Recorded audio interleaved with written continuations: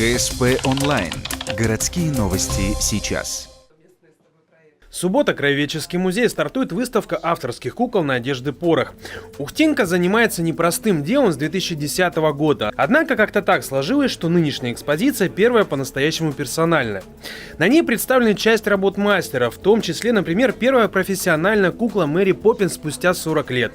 Впрочем, лейтмотив детства и яркости восприятия мира – тема отнюдь не редкая в творчестве Надежды. Я верю в чудеса, я верю в добро. Я не боюсь показаться какой-то банальной в этом вопросе, но все это из детства. У меня было прекрасное детство, у меня замечательные родители, слава богу, они со мной, они мне много дали, и это тоже мне помогло реализоваться. Потом сложилась прекрасная семья, и вот вся реализация всех моих задумок, фантазий вылилась в работу с куклами.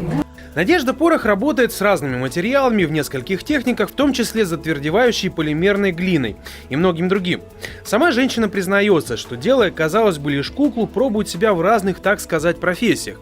Когда лепит тело, на столе лежит книга по анатомии человека, когда шьет наряды, без навыков портного не обойтись.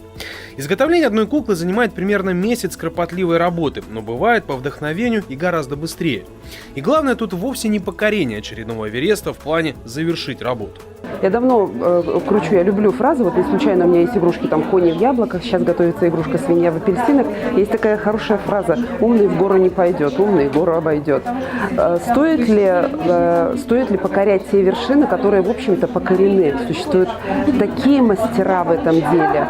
Мне кажется, просто лучше найти свою тропинку, а не идти проторенной дорогой к этому Эвересту. Надежда Порох удостоена наград. За время своего увлечения создала порядка 30 кукол. Многие из них находятся у частных владельцев, не только в Ухте, но и в других городах нашей страны. На выставке представлены некоторые из работ, увидеть которые можно совершенно бесплатно в фойе музея.